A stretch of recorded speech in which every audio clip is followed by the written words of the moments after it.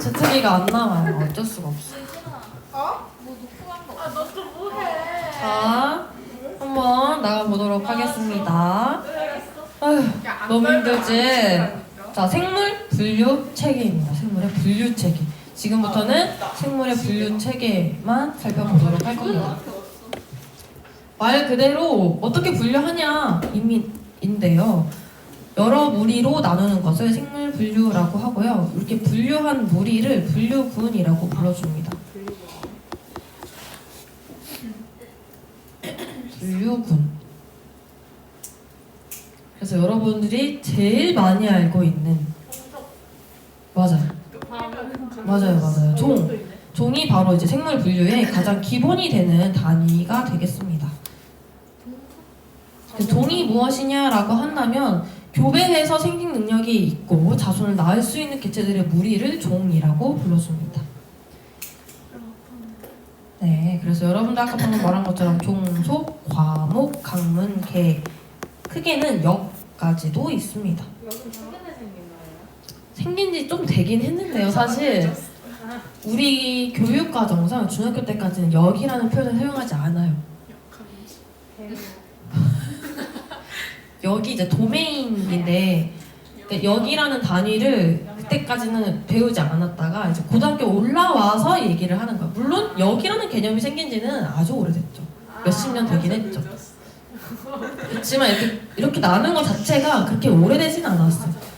막 물리학 이런 거는 막 개념 배우면 막 거의 막 몇백 년 전이야. 근데 얘네 우리 생물은 해봐야 100년, 200년밖에 안 되는 그런 맞아요. 어린 학문이에요 정말. 그래서 계속 발전 중이랍니다. 그래서 어쨌든 종속, 과목, 강문계, 역까지 있고 여기 가장 큰 단위, 종이 가장 작은 단위라고 생각하시면 되겠어요. 그래서 학명이라는 게 등장하는데 이제 여러분들이 사실 뭔가 과학 동아리를 하시고 내가 만약에 식물과 관련돼서 뭔가를 해야겠다. 물론 동물도 포함이긴 해요. 그런 걸 할 때 학명이 굉장히 중요합니다. 학명이란 이거 상식이야. 어디 가서 누가 물어보면은 틀렸다는 걸 이렇게 지적을 해줄 수 있어야 돼. 학명은요 항상 여기 없네. 여기 있다. 라틴어 또는 라틴화된 단어를 이용하고요. 이탈릭체를 사용합니다. 그래서 이탈릭체가 뭐예요 하면은 이렇게 누워있는 애 말하면 돼. 누워있는 애. 글자가 누워있어요. 이렇게 옆으로 기울여져 있는 거 있지. 그게 바로 이탈릭체예요. 그래서 얘네들은 생물의 종명을 우리가 학명이라고 이름 붙여줬고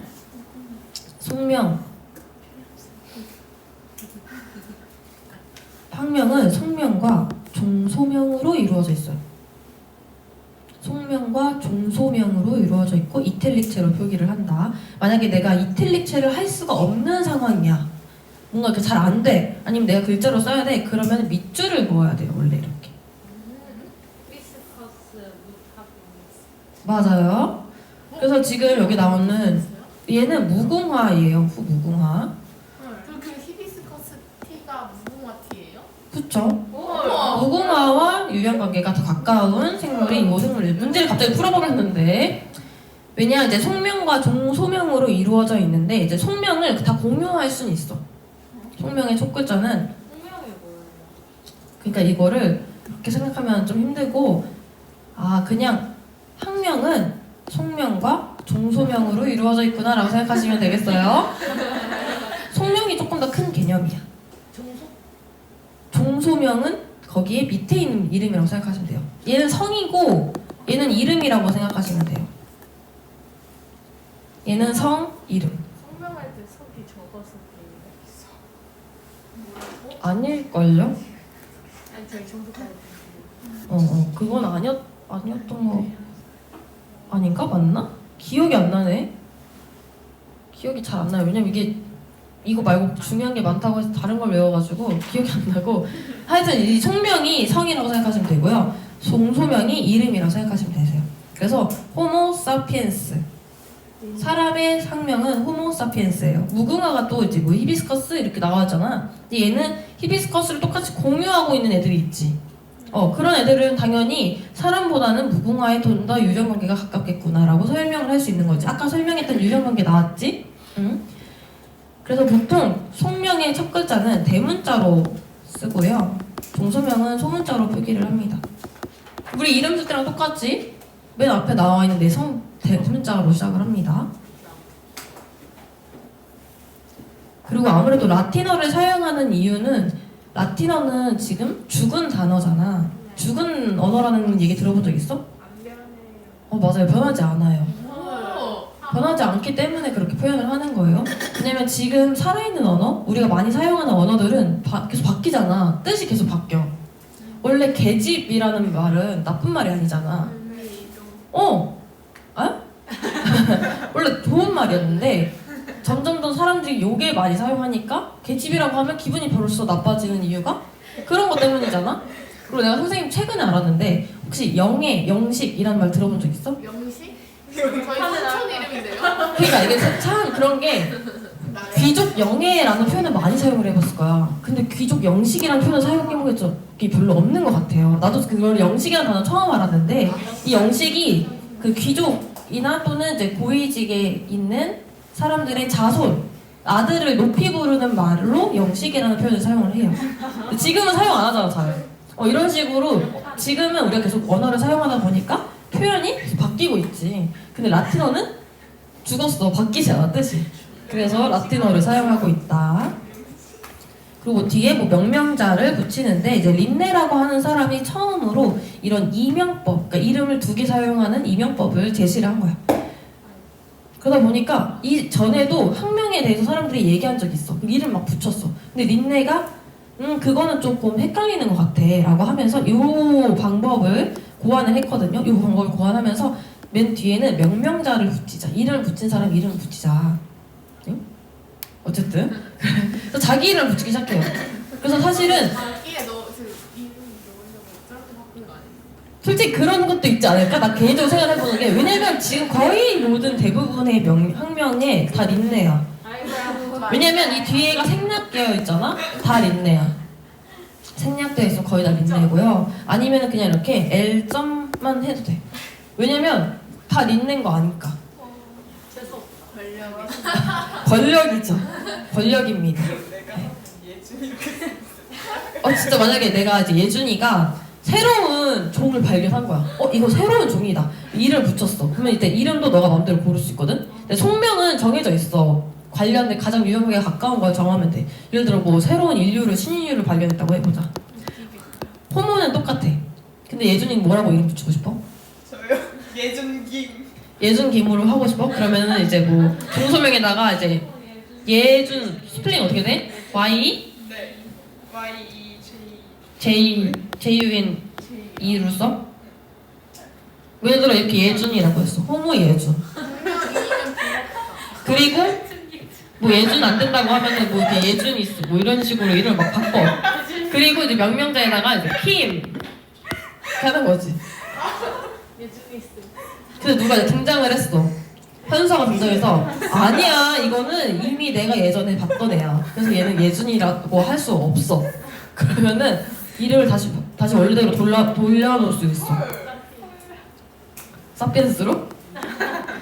어쨌든 그런 식으로 만들 수 있습니다. 그래서 요 뭐 명명법 들어가면 좀 복잡한데요. 어쨌든 그렇다. 학명은 그렇다. 그래서 우리가 학명을 보면은 항상 얘네들이 그러니까 속명과 종소명으로 이루어져 있는지, 그리고 이탈릭처로 표기되어 있고 앞에 있는 애는 대문자가 맞는지 이런 거는 한 번씩 체크를 해보면 좋을 것 같다. 자, 뒤로 넘어가서 개통수입니다. 전혀 안 어울리는데. 왜 원래 종이 집비둘기가 있고 산비둘기가 있어. 헐. 아니 그럼 돌아다니는 게 아니에요. 몰랐어? 아니 돌아다니는 거. 집비둘기. 지금 우리가 막 도로에서 돌아다니는 걔네들은 다 집비둘기고 맞아. 산비둘기는 전반적으로 다 약간 회색에서 약간 갈색 빛이 돌아요. 그리고 빛이 안 나. 집에서 살아야 맞아. 그래서 우리 학교에서 보이는, 학교 안에서 보이는 비둘기들은 거의 대부분 산비둘기거든?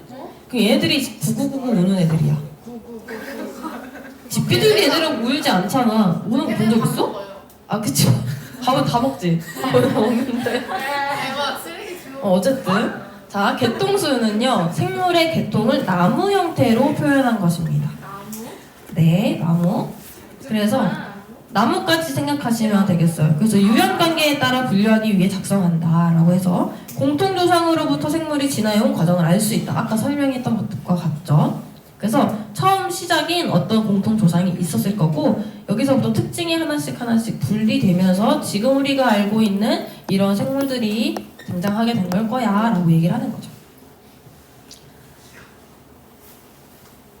안 어울려요. 뭐가 안 어울려요? 근데 둘이 짝지어지고. 짝지어진 게 안 어울려요? 얘네 둘이 왜 같이 짝지어졌을까? 귀여워서. 맞아, 포유류라서. 포유류이기 때문에 했어요. 자, 여기서도 비둘기야. 알을 낳아서? 저 여기 한번 같이 가볼까?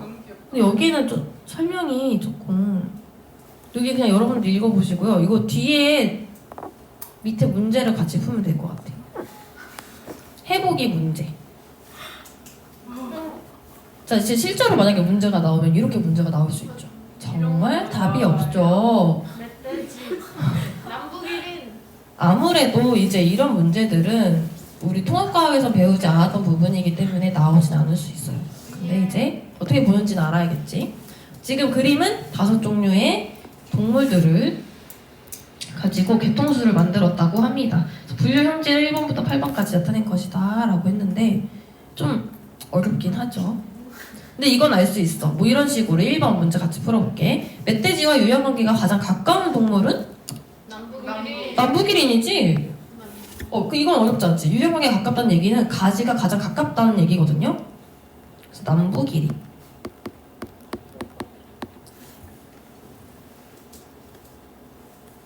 왜 그러냐고 이제 만약에 까다가 쓰라고 한다면 아무래도 이 멧돼지로부터 나와 있는 가장 최근 분기점?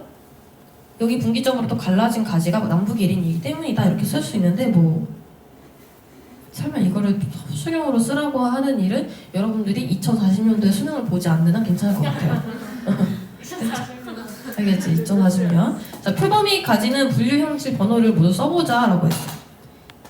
자, 이게 뭐냐면 267. 267 잘 알고 있네? 어떻게 하는지. 그러니까 이게 지금 각각의 특징에 따라서 가지가 나눠졌다고 생각을 하시면 돼요. 그래서 예를 들어 여기 지금 1번, 2번처럼 말 발굽이 있는 동물 그리고 없는 동물로 나눈 거지. 그러니까 있는 동물은 왼쪽에 없는 동물은 오른쪽에 이렇게 가는 거지.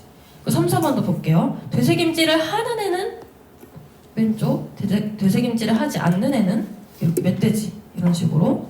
그래서 보통 표현을 그러니까 그림을 그릴 때 이렇게 번호로 그림을 그린다기보다는 뭐 이런 식으로 해요. 이런 식으로 해놓고 발굽의 유무 이런 식으로 분류를 하기 시작하는 거야. 여기서 가지가 분류된 이유를 적는 거니까 되새김질, 유무 이런 식으로 적어주는 거예요. 그러면 5번, 6번도 볼게요. 주둥이의 길이 이렇게 주둥이의 길이 해서 주둥이가 긴 애는 지금 코요테였고 짧은 애들은 표범이랑 호랑이라고 되어 있네. 그리고 7번과 8번은 검은색 줄무늬, 전무늬네. 그럼 여기서는 이제 무늬가 되겠다. 이런 식으로 구분을 해 나가는 거죠. 그래서 내가 어떤 동물들이 있으면 그 동물들이 가지는 특징을 가지고 이렇게 공통되는 특징들을 가장 바깥에 있는 가지로 두고 여기서부터 하나씩 갈라서 나가기 시작을 하는 거죠. 그러면서 이렇게 분류 형질을 번호를 만약에 써보려고 한다면 지금 방금 현서가 말해준 것처럼 2번, 6번, 7번 이렇게 써줄 수 있겠죠. 표범 같은 경우에는. 그리고 코요테랑 호랑이가 공통으로 가지는 분류 형질은 무엇이야? 라고 한다면 2번이 되겠죠. 잘하고 있네. 그럼 이제 위에 있는 것도 같이 보면요. 여기서 이거 문제 하나만 풀고 넘어가가지고 위 개통수에서 집비둘기랑 공통된 특징이 가장 많은 동물은? 나이라고. 맞아요. 나이라고입니다. 분계도를 보고 개통수를 보고 우리는 보고 그냥 딱 판단할 수 있겠죠.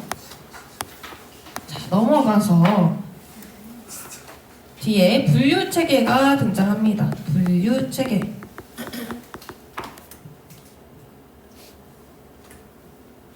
다양한 생물을 비교해서 진화적으로 어떻게 깊은 종끼리 묶을 수 있을까 분류 체계를 한번 해봤더니 지금 밑에 있는 사명이 가장 대표적이기는 합니다. 이거는 지금 우즈라고 하는 사람이 만든 거야. 우즈라고 하는 사람이 특정 RNA 염기 서열을 가지고 사명 분류 체계를 만들었습니다. 방금 말했지, RNA 염기 서열 정보를 근거로 해서 이 사람은 어떤 RNA를 가지고 사명을 나눈 거야. 그 사명은 세균력, 고균력, 진행생물력. 뭐 어떻게 하면은 이게 그냥 세균력, 이거 고세균이라고도 하거든. 세균력, 고세균력, 뭐 진핵생물력, 아니면 뭐 원핵생물력 이렇게도 불러. 원핵생물력 뭐 이런 식으로 하는데 어쨌든 요렇게 지금 우즈라고 하는 사람은 삼역을 제시를 했어요. 근데 물론 그 뒤에 나온 다른 여러 사람들이 아니야, 삼역은 아니고 뭐 4역으로 옮겨야 돼, 5역으로 옮겨야 돼, 6역으로 옮겨야 돼.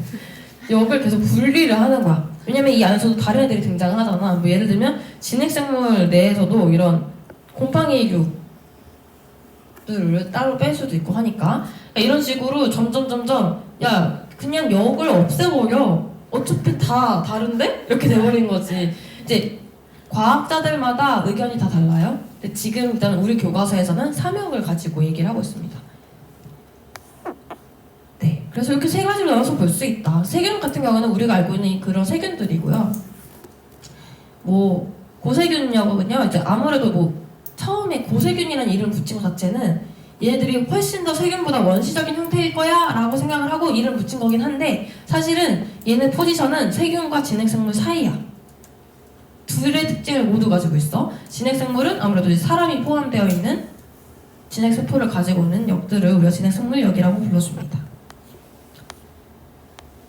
그래서 밑에 있는 특징처럼요, 세균과 고세균 그리고 진핵생물이 각각이 다 다른 특징을 가지고 있어요. 보면 핵막은 세균에도 없고 고세균에도 없고 진핵생물은 있어. 핵막 뭔지 기억하지? 핵막이랑 핵 그리고 세포소기관, 막성 세포소기관. 기억나지? 기억나는 거라고 생각을 할게요. 그것들 말고 뭐 예를 들어 밑에 그런 것들은 진핵생물은 있지만 세균이나 고세균은 없습니다. 펩티도 글리칸이 포함된 세포벽. 자, 처음 등장하는 말인데요. 이 펩티도 글리칸이 무엇이냐? 세균이 가지고 있는 세포벽의 성분이에요.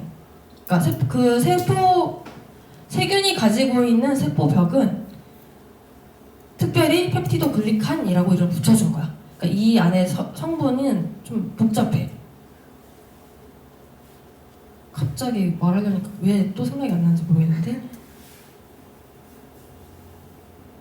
진짜 갑자기 기억이 안 나네. 하여튼 이게 성분이 있어요. 펩티도 글리칸이 라고 따로 이름을 붙여놓고 이제 얘네들이 생긴 모양이 우리가 알고 있는 그런 세포벽 모양이 아니야.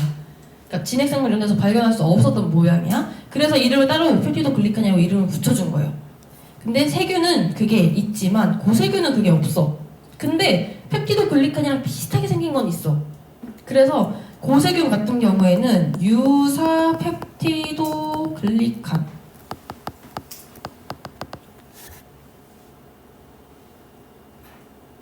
이라고 이름을 붙여줬어요. 왜냐면 이제 뭐 세균 같은 거 내 기억이 맞으면 뭐 N-아세틸, 뭐 글루코사민, 이거 안 써도 돼. 이거 어려운 거라서. 뭐 그리고 유람산 뭐 이런 식으로 두 종류가 얽혀 있는 상태인데 이 고세균에서는 유사 유람산이라는 걸 활용해서 세포벽을 만들었어요. 그러니까 뭔가 비슷한데 구성하고 있는 물질이 좀 달라. 그래서 펩티도 글리칸이라는 이름을 안 붙이고 유사 펩티도 글리칸이라고 이름을 붙여준 거예요. 그래서 어쨌든 세균은 펩티도 글리칸이 있지만 고세균은 없다. 진핵생물 당연히 없고. 그리고 DNA와 결합한 히스톤 단백질. 세균은 히스톤 단백질이 없습니다. 없어요. 근데 고세균은 일부 있는 경우도 있고 진핵생물은 있죠. 우리가 배웠었어. 저번에 유전자 하면서 염색체가 만들어질 때 DNA가 8개의 히스톤 단백질을 이렇게 감싸서 만든다고. 그래서 이제 이런 걸 가지고 구분을 해보니까 지금 위에 있는 요런 애들이 만들어지게 된 거죠. 그러니까 이런 특징들을 비교해서, 물론 이거 말고도 다양한 특징들을 비교를 합니다. 뭐 예를 들면 어떤 항생제의 내성이 있나 없나 뭐 이런 것들 등등등 여러 가지가 존재해요. 그런 것들을 가지고 뭐 구분을 하는데 어쨌든 이렇게 삼역이 되게 된다. 빈칸을 채우지 말고 한번 그냥 넘어가 보도록 하겠습니다. 자, 넘어가면 이제 세균력, 고세균력, 고균력, 진핵생물력 이렇게 세 가지로 나누어서 각각의 특징을 대략적으로 작성할 거고요. 진핵생물력에서는 식물계, 균계, 동물계, 그리고 밑에 원생생물계까지 나오는데 이렇게 네 가지는 조금 더 구체적으로 뒤에서 또 분류를 할 거야. 자, 하나하나 그냥 조금 살펴보면요. 일단 세균력은요, 단세포 생물이고 핵막이 없습니다. 우리가 알고 있는 세균 생각하시면 돼요. 그리고 펩티도 글리칸 이라고 하는 세포벽을 가지고 있다. 아마 펩티도 글리칸에 대한 자세한 설명은 다음 학기에 더 배울 것 같아요. 그리고 일부 생물은 광합성을 한다, 뭐 그런 거. 그리고 뭐 대장균, 헬리코박터 파일로리, 포도당근은 등등등등이 있다. 뭐 여러 가지. 그래서 지금 여기 나오는 헬리코박터 파일로리라고 되어 있는데 얘가 학명이에요. 그래서 헬리코박터 어쩌고가 엄청 많아. 그래서 이런 식으로 우리가 이제 학명을 알면 아는 척도 할 수 있겠지. 자, 이제 고세균력은요 단세포 생물입니다. 또 얘도 단세포 생물인데 핵막이 없습니다. 펩티도 글리칸이 포함되지 않은 세포벽을 가지고 있어요. 그러니까 유사 펩티도 글리칸이라고도 하고 또는 아예 그냥 다른 물질로 되어 있는 경우도 있어. 그리고 일반적으로 다른 생물이 살기 어려운 극한적인 환경에서 살고 있습니다. 그래서 메테인 생성균, 극호열균, 극호염균 같은 것들이 있어요. 자, 이게 다 뭔지 이름이 좀 헷갈릴 수 있는데 같이 보면은 일반적으로 산소를 가지고 살아가잖아, 우리는. 그치? 우리 말고도 사실은 세균 이런 애들도 산소가 있어야 돼. 사용을 하니까. 근데 이제 이런 애들이 있어. 메테인. 그러니까 가스. 우리한테는 유독한 가스야. 근데 이런 가스가 있는 곳에서 유독 잘 자라는 또는 그런 걸 만들어내는 균이 있어. 그런 거가 이제 메테인 생성균이라고 이름을 붙여주고요. 그리고 극한의 상황이야. 근데 호불호 할 때 호야. 좋단 얘기야. 열을 좋아해. 온천처럼 엄청 뜨거운 막 96도에 해당하는 그런 물에서 잘 사는 세균인 거야. 그래서 이름을 극호열균이라고 줬어요. 왜냐면 세균들 중에는 그냥 일반 세균력에 해당하는 세균들 중에는 유독 뭐 냉장고처럼 엄청 낮은 온도에서 아니면 엄청 조금 좀 뜨거운 따뜻한 온도에서도 잘 자라는 애들이 있어. 근데 96도, 100도는 좀 극단적인 상황이잖아. 그래서 극호열균 또는 극호염균. 염이 뭘까? 소금. 맞아요, 솜. 염분기를 말하는 거예요. 그래서 막 사해바다에서 잘 살아남는 세균이라고 해서 이름을 이렇게 붙여준 거야. 근데 사실 이제 분류를 해보면 세균력은 아니고 고균력에 해당하는 애들인 거예요. 그래서 이름을 이렇게 붙여줬어요. 그래서 우리가 극호열균, 극호염균이라고 하면은 얘들이 어떤 환경에 사는구나 알 수 있겠지? 네. 그리고 이제 진핵생물력, 우리가 아는 이제 진핵생물력은요 여러 가지가 존재하는데 보통 그래서 삼역 6개 뭐 이런 식으로 표현을 하거든. 왜 삼역 6개라고 하냐면요, 이제 그냥 세균력 안에 세균계가 있다고 생각을 하고 고균력 안에 고세균계가 있다고 생각을 하고 진핵생물 내에 식물, 균계, 동물계, 원생생물계 이렇게 4개 있다고 생각을 해서, 물론 이거는 이제 늘리는 만큼 더 늘어날 수 있어. 아까 삼역이 더 늘어날 수 있다고 한 것처럼. 어쨌든 식물계는요 다세포 생물이고요. 핵막 당연히 있죠. 막성세포 소기관을 가지고 있고요. 여기서는 셀룰로스, 우리 식물은 셀룰로스가 포함되어 있는 세포벽을 가지고 있습니다. 대부분 광합성을 하고 생산자의 역할을 한다. 여러 가지 존재한다. 균계는 다세포 생물이고요. 대부분 핵막이 있고 키틴이 포함된 세포벽이 존재합니다. 여기서 균계는 균류를 말하는 거지 버섯 같은 것들 얘기하는 겁니다. 아니면 곰팡이 같은 것들.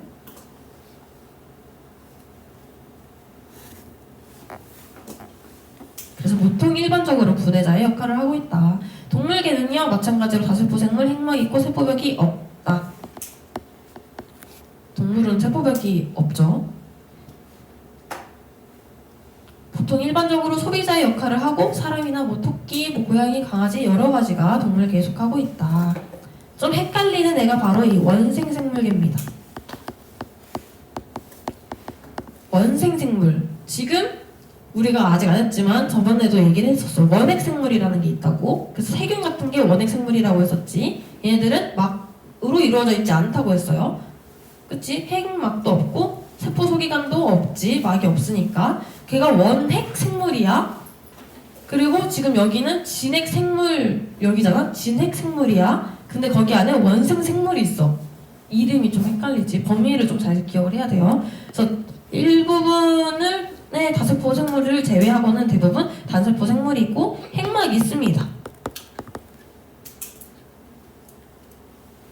사실은 식물계에도 균계에도 동물계에도 속하지 않아서 어디에 속할지 몰라서 일단 따로 빼놓은 애들이라고 생각을 하시면 돼요. 그래서 가끔 이제 원생생물계에 있는 애들 중에 막 다른 데로 가는 경우도 있어. 뭐 동물계나 이런 데로 이동하는 애들도 있어. 대표적인 예시는 뭐 아메바나 미역 같은 것들이 있습니다. 미역은 식물 아니라고 했던 거 기억나지? 다시마 이런 거? 그래서 구분을 할 수 있으면 되겠다. 자, 확인 문제입니다. 생물 분류의 기본 단위. 종입니다. 종. 가장 큰 단위가 여기고 기본 단위는 종입니다. 자, 세균력에 대한 설명으로 옳은 것은 핵막이 없죠. 단세포 생물? 맞다. 펩티도글리칸이 포함되지 않은 세포벽이 있다? 아니다. 얘는 고균력이죠. 메테인 생성균, 극호혈균, 극호염균 같은 것들도 고균력, 고세균력. 그리고 다른 생물이 살기 어려운 극한 환경, 이것도 고균력에 해당한다. 잠자리가 속하는 역 수준의 분류군을 쓰고 라고 했는데 우리 지금 세 가지 역이 있었죠? 맞아. 진핵생물역이지. 그거 말고도 뭐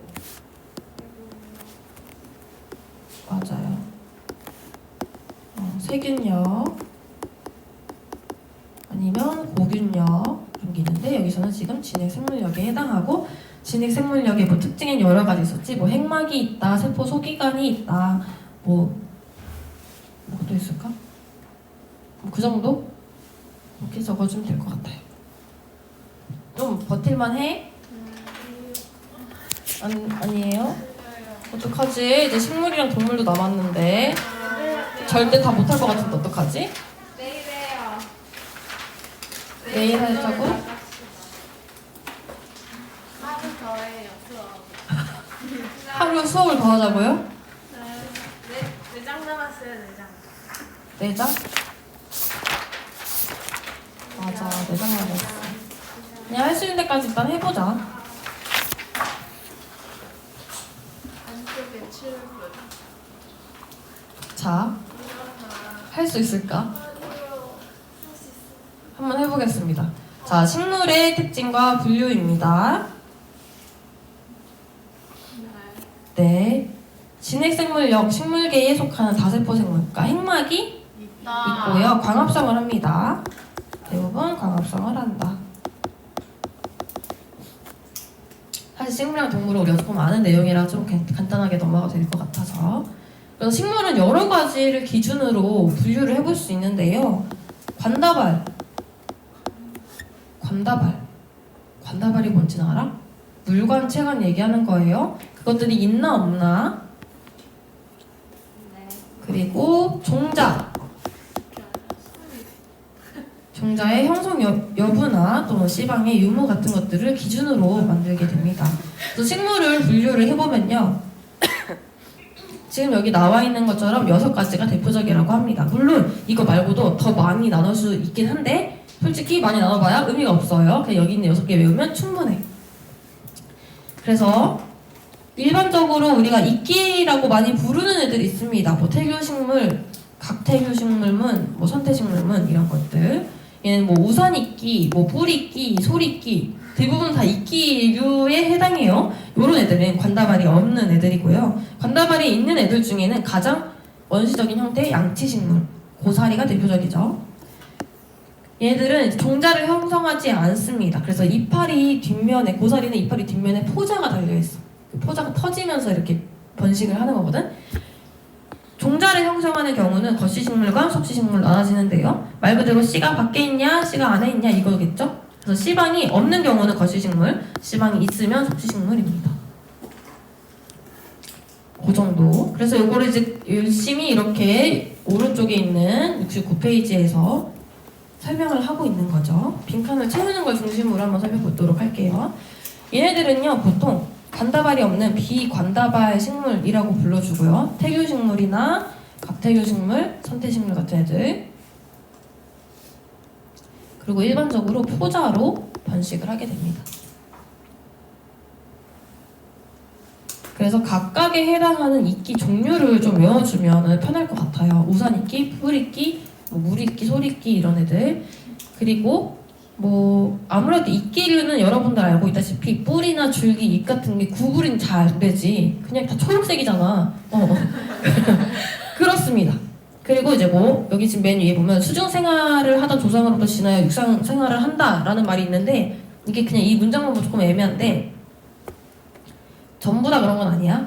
얘네들 중에 이 포자에 정자처럼 꼬리가 달린 애들이 있어. 정자도 꼬리가 달려있지? 그치? 정자가 왜 꼬리가 달려있겠어? 알리려고. 달려야지. 이게 조금 웃기긴 한데 어쨌든 정자가 어디로 가야 되지? 자궁에서 그치 난소에서 이렇게 나오잖아 난자가. 얘네들이 여기서 만나서 그 뭐지 이거? 분열을 하는 게 세포 분열을 하는 게 아니라 여기서 만나야 돼. 여기서 만나서 여기서 착상이 되는 거잖아. 그럼 얘들이 거기까지 이동하는데 걸리는 시간이 있는 거잖아. 그러니까 꼬리가 있어요. 운동을 해야 돼. 얘네들도 마찬가지야. 얘네들도 지금 당장 내가 다른 생식해야 되는 다른 식물까지 가려면 거리가 좀 있어. 그래서 얘네들도 꼬리가 있습니다. 그래서 이 꼬리를 가지고 막 이동을 하는 거야. 얘네가 진짜 움직여요. 네. 근데 보통 포장하면 이렇게 타봤을 때. 그치. 아, 꽃가루? 꽃가루처럼 막 날리는 그런 거 있잖아. 포자. 물론 꽃가루는 포자가 아닌데 어쨌든 포자는 보통 그런 식으로 버섯도 마찬가지예요. 버섯은 균류긴 한데 포자로 생식을 하잖아. 몰랐구나. 버섯이 이렇게 생겼으면 버섯이 이렇게 생겼으면 여기 밑에 여기 살펴보면은 주름이 막 이렇게 져 있잖아. 여기 사이에 다 포자가 있어요. 이거 털면은 포자가 이렇게 퍼져요. 근데 이제 이 여러분들이 먹는 거기에는 포자가 다 털렸지 이미. 맞아. 뭐라고 했어 너? 버섯을 집에서 키우면 그 포자가 돌아다니니까 곰팡이잖아요 버섯이. 그러니까 어쩔 수 없죠. 어쨌든 그래서 얘네들이 다 그런 게 아니야. 그런 애들이 있어. 이런 종이 있어. 그런 애들은 꼬리가 달려서 움직여요. 그래서 이 포자가 움직여서 목적지까지 도달할 수 있게끔. 근데 그러려면 얘네들이 습한 환경에 살아야 돼. 습지나 물가. 왜냐면 물을 헤엄쳐 가야 되니까. 신기하다. 생명체 같아. 생명체니까. 생명체입니다. 신비롭지 않나요? 네, 식물이 움직이고.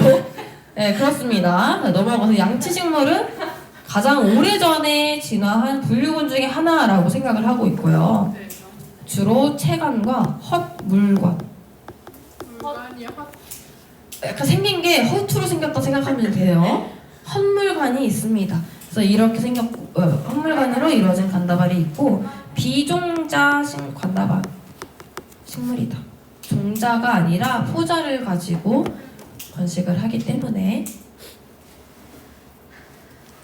그래서 얘네들은 뭐 상대적으로 뿌리나 줄기, 잎이 뚜렷하게 구분이 되고요. 그늘지고 습한 환경에 살고 있습니다. 대표적인 예시로 뭐 고사리 같은 것들. 고생대에 번성했으며 석탄증이 생기는데 기여했다. 이거는 우리 이미 예전에 한번 했었죠? 네. 자, 빠르게 넘어갈게요. 넘어가서 거시식물하고 속시식물입니다. 거시식물 먼저 살펴보면요. 뿌리, 줄기, 잎이 뚜렷하게 구분되고요. 종자로 번식을 하는데요. 씨방이 없다. 씨가 지내야 하는 방이 없어요. 진짜 방이 없는 거야. 그래서 밑씨가 겉으로 드러나 있다. 그래서 여러분들 알고 있는 요 소나무 이 솔방울도 보면은 사실 요 사이사이에 이렇게 이미 씨들이 존재하고 있어요. 그래서 주로 채관이나 여기도 마찬가지로 헌물관으로 이루어진 간다발이 있다. 대표적으로 소나무, 전나무, 은행나무 같은 것들이 있습니다. 소나무랑 비슷하게 생긴 애들은 다 대부분 거시식물이라고 생각하시면 돼요. 자, 그리고 속시식물은요, 반대로 종자로 번식하는 종자식물이고 씨방이 있다. 그래서 밑씨, 씨가 씨방에 쌓여 있다. 여기서는 이제 물관이 다시 등장을 합니다. 채관과 물관으로 이루어진 관다발이 있다. 그래서 생식기관이 꽃과 열매가 발달해 있고 생식 과정에서 뭐 다양한 것들을 활용하고 우리 알고 있는 뭐 벼, 백합, 보리, 장미 뭐 이런 것들이 다 속시식물에 속한다.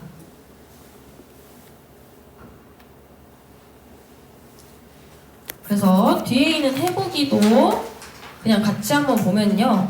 일단 우리 여기서 좀 이미 앞에서 좀 살펴봤기 때문에 유추해 볼 수 있겠지만 백합 같은 경우에는 속시식물이고 소나무가 겉시식물, 고사리가 양치식물, 우산이끼가 뭐 선택류, 각택류 했던 그것들 중에 하나 속하겠죠. 얘들은 당연히 관다발도 종자도 씨방도 없어. 불쌍해. 양치식물인 고사리는 관다발은 있지만 종자와 씨방이 없고요. 나머지 이제 백합이나 소나무는 둘 다 관다발도 있고 종자도 있어요. 하지만 속시식물은 씨방이 있고 거시식물은 씨방이 없다고 했습니다. 그래서 이걸 가지고 이제 개통수를 만들어준다라고 생각하면 공통되는 게 많은 애들끼리 묶어주면 돼. 아무래도 속시식물이랑 거시식물이 조금 더 유형관계가 가깝겠죠? 그러면은 뭐 백합, 소나무 이어주고 그리고 얘네들이랑 그나마 제일 가까운 애 고사리 이어주고 그 다음이 우산이끼네. 그럼 우산이끼 써주고 이어주고 이렇게 표현해주면 이제 개통수가 만들어집니다. 물론 좌우 반전해서 써도 상관없어요. 우산이끼, 고사리, 백합, 소나무, 백합 이런 식으로 써도 상관없어. 그래서 이렇게 써볼 수 있고 뭐 종자식물은 뭐 여러분들이 이렇게 뭐 이렇게 표현해 볼 수 있겠죠. 뭐 이런 식으로 종자식물은 이렇게 되고 뭐 이렇게. 그래서 이제 여기에서 이제 하는 게 얘네들을 나눈 기준이 있을 거 아니야. 이제 이 기준을 여기다 옆에다 보통 써주긴 합니다. 뭐 예를 들어 백합이랑 소나무는 지금 씨방의 유무니까 여기다가 뭐 씨방의 유무 뭐 이런 식으로. 백합, 소나무랑 고사리를 나눈 기준은 종자의 유무기 때문에 뭐 종자의 유무 뭐 이런 식으로 여기서는 뭐 관다발의 유무 이런 식으로 써줄 수 있습니다. 이렇게 해서 개통수를 나타낼 수 있어요.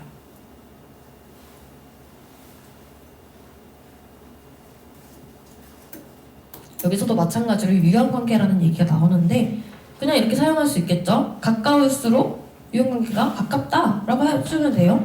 뭐 백합과 소나무는 유형관계가 가깝다.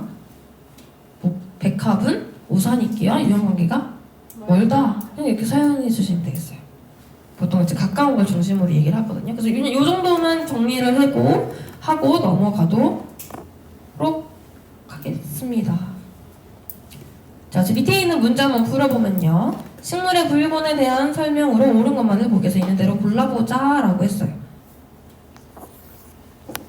자, 기억. 거시식물본은 비종자 관다발 식물이다.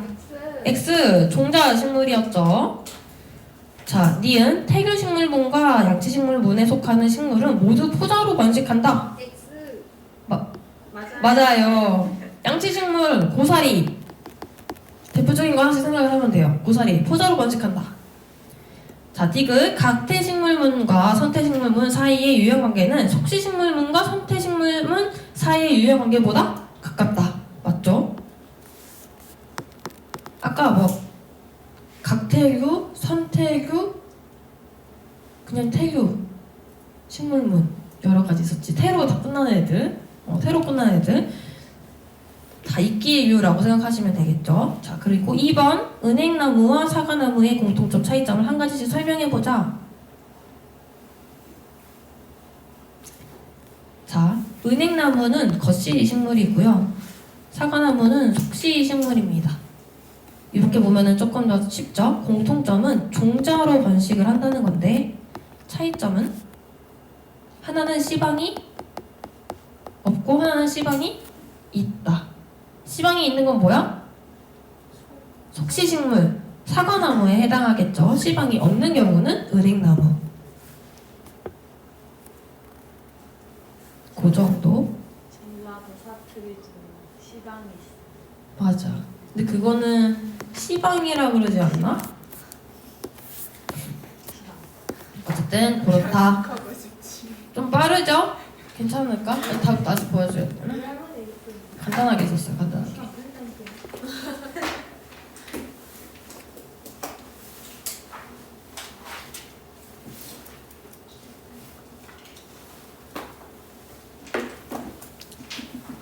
자, 동물입니다. 동물. 자, 분류. 동물은 사실 발생을 가지고 많이 분류를 합니다. 발생이라고 하는 거를 이제 더 나가서 배우면 이제 가장 힘든 힘든 부분 중에 하나인데요. 일단 동물의 특징을부터 먼저 살펴볼게요. 진핵생물역 동물계에 속하는 다세포 생물이고요. 핵막이 있고 세포벽은 없다. 그리고 소비자의 역할을 보통 포지션을 담당하고 있죠. 이 동물은 사실은 다양하게 분류를 할 수 있어요. 유전자로도 분류할 수 있고 몸의 대칭성에 따라 분류할 수도 있고 배엽에 따라서도 분류를 할 수 있어요. 근데 뭘 기준으로 하느냐에 따라 이 아까 말했던 그 개통수의 모양이 다 다르게 생겼거든? 그래서 그냥 우리는 그냥 교과서에 나온 대로만 기억을 하면 된다.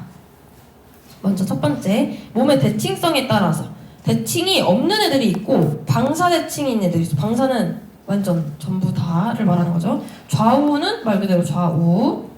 그래서 방사 대칭 동물은요 몸이 사방으로 대칭입니다. 대표적인 예시로 말미잘 같은 것들이 있습니다.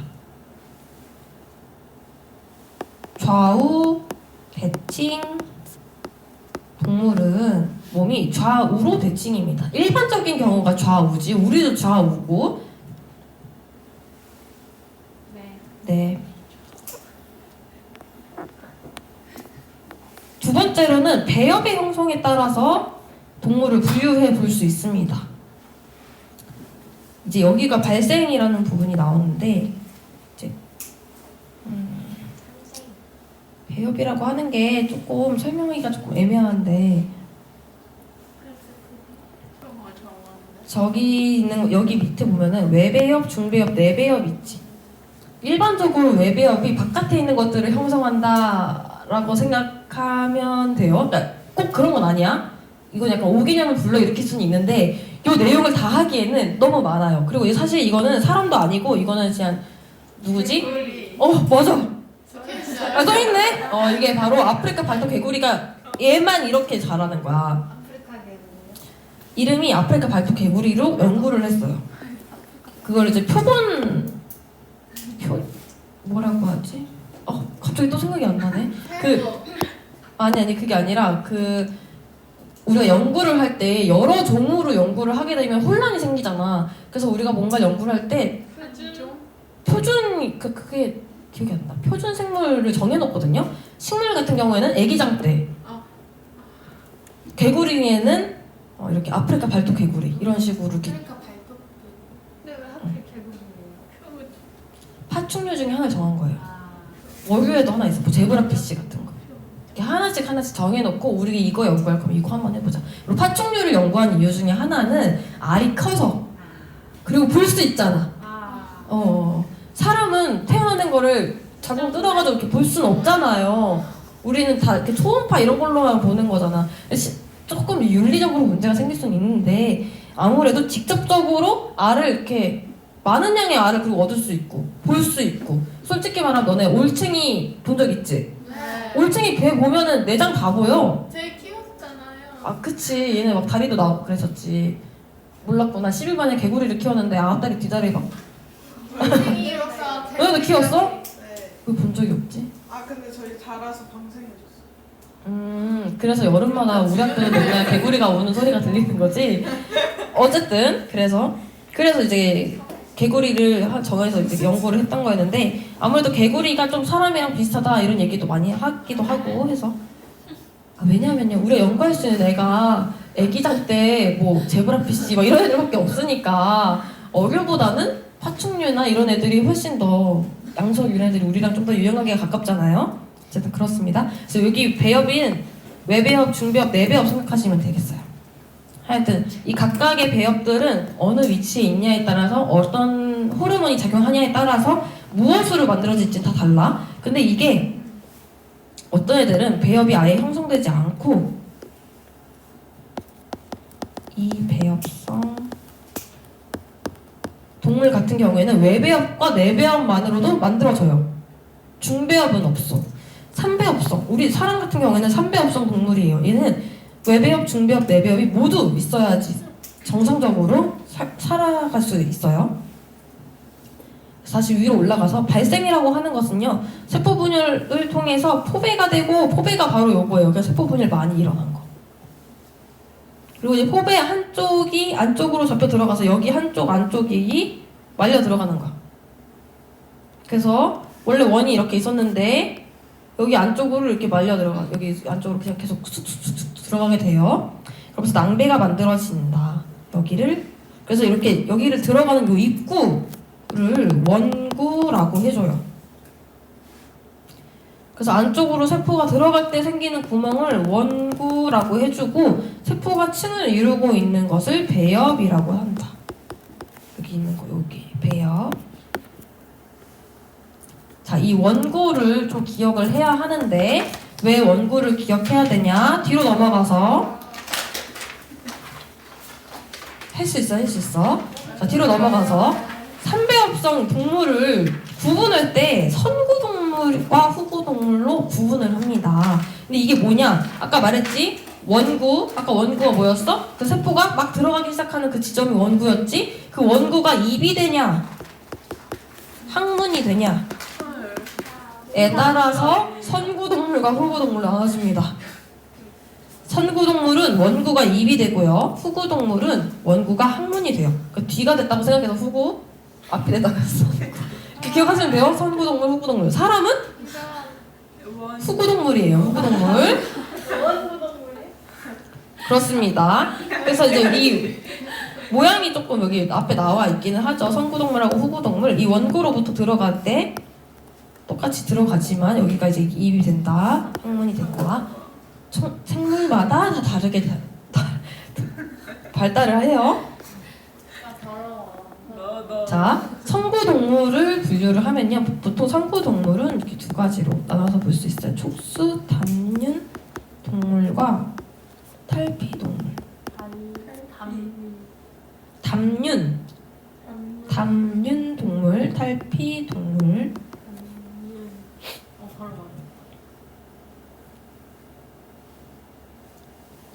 그래서 촉수 담륜 동물들은요 일반적으로 뭐 담륜자 유생시기를 거친다 이렇게 뭐 촉수관을 가진다 이렇게 얘기하고요. 탈피 동물은 말 그대로 외부 골격 탈피하는 동물들을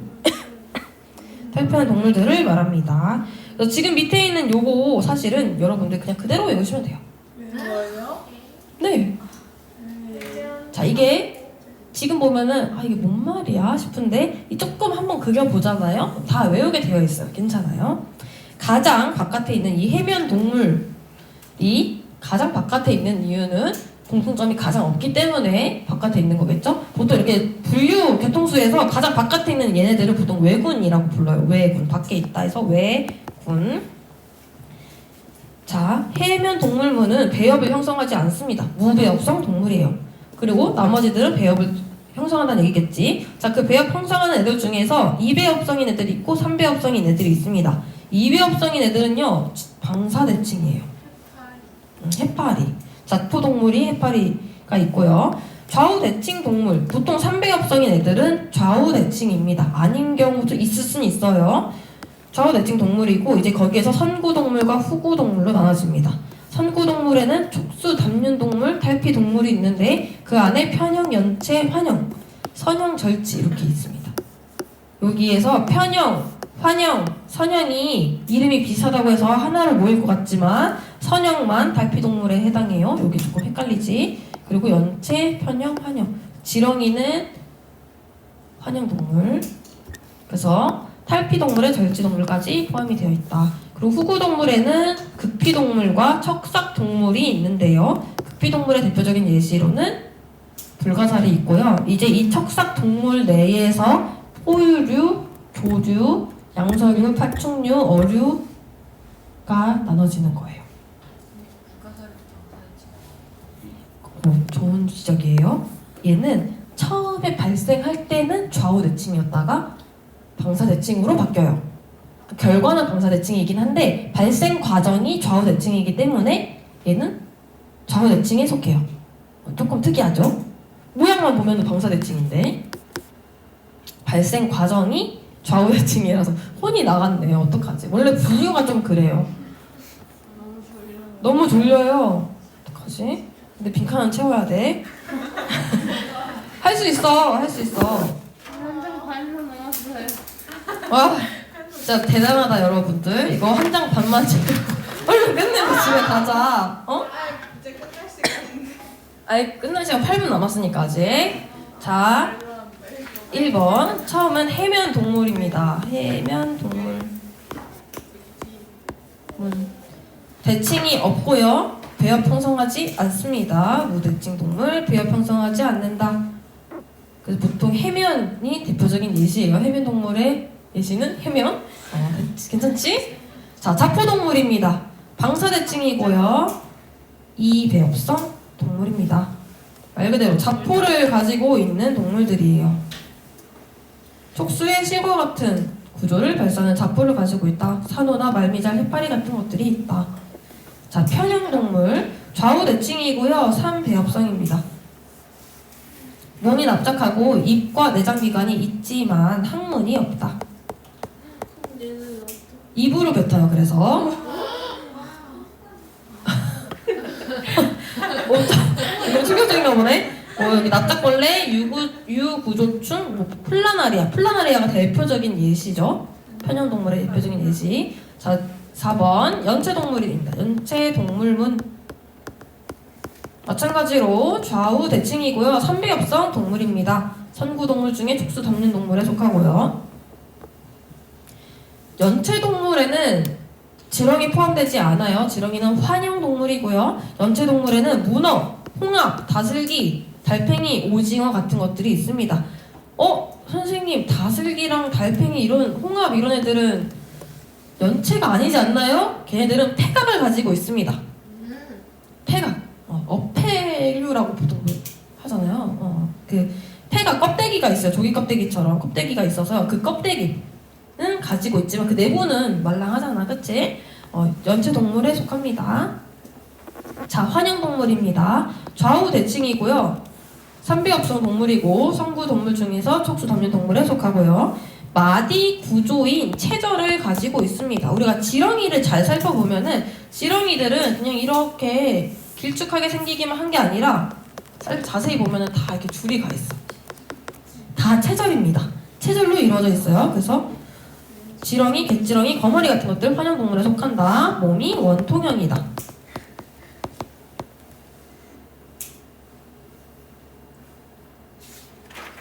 네, 빠르게 넘어갈게요. 자, 그 다음은 선형 동물입니다. 좌우 대칭 동물이고요. 3배업성 동물이고 선구 동물 중에서 탈피 동물에 해당한다.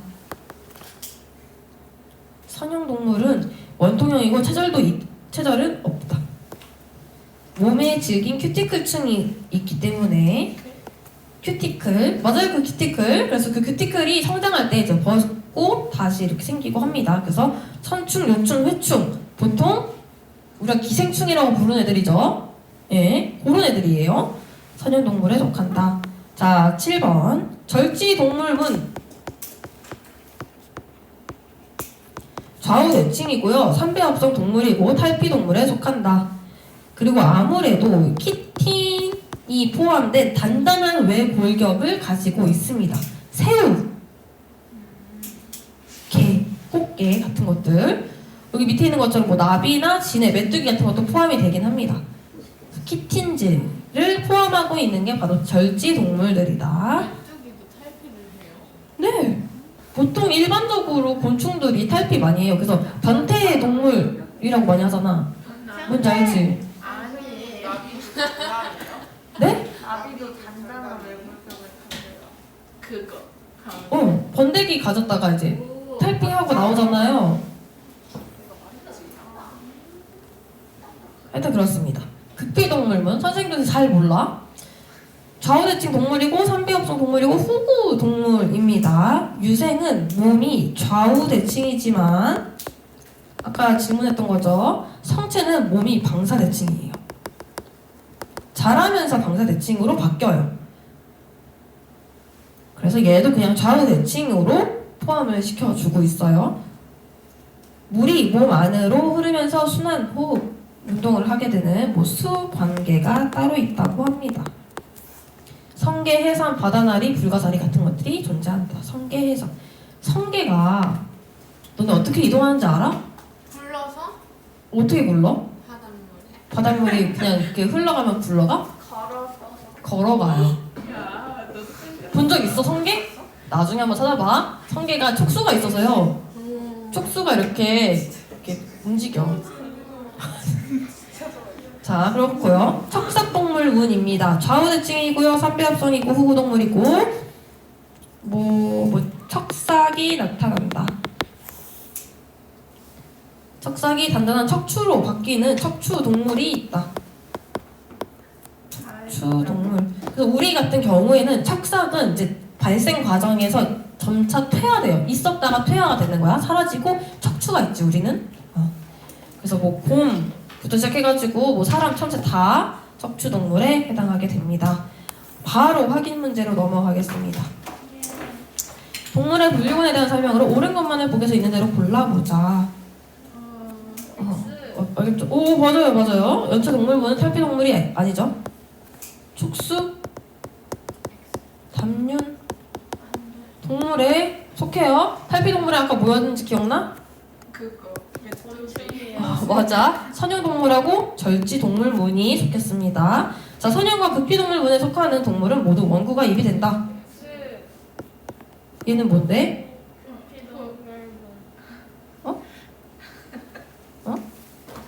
얘는 지금 선구 동물이죠? 근데 얘는 후구예요.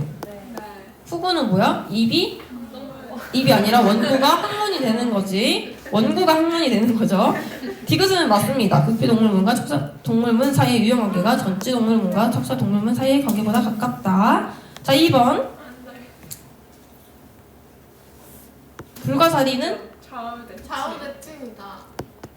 근데 얘도 좌우대칭이잖아. 공통점. 공통점 좌우대칭이다. 3. 배엽성 동물이다. 아닌 경우가 있지만 지금 우리 여기서 나와서 여러분들이 지금 보면서 알았겠지만 3배합성 동물 대부분 다 좌우대칭이었어요. 바로 그냥 나오면 된다고 생각하면 돼. 그리고 바로 후구동물이다. 차이점은 불가사리는 수관계를 가지고 개구리는 척추를 가진다. 이런 차이가 있겠죠. 여기까지만 하고 끝내도록 하겠습니다. 선생님 저희 불가사리 갑자기? 좌우대칭